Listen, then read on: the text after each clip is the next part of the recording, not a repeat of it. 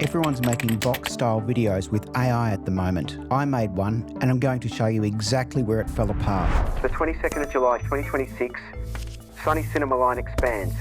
The company announces the FX5, a new full-frame camera. It features a newly developed stack sensor. The sensor enables internal RAW recording for the first time in the FX series. It also supports open gate shooting. The predecessor, the FX3, required external recorders for uncompressed video. The FX5 removes that bottleneck. It also adds 3 base ISO settings for cleaner images. The FX5 is not just an upgrade, it redefines what a compact cinema camera can do. This video was built with a series of prompts in Google Flow. This is not a how-to video, but it's about what frustrated me in the process.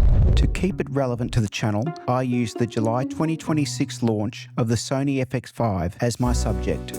I fed the AI reference documents to write the script, then generated the artwork and animations from detailed prompts, including reference images of the Sony cameras I wanted it to learn. Now, the elephant in the room.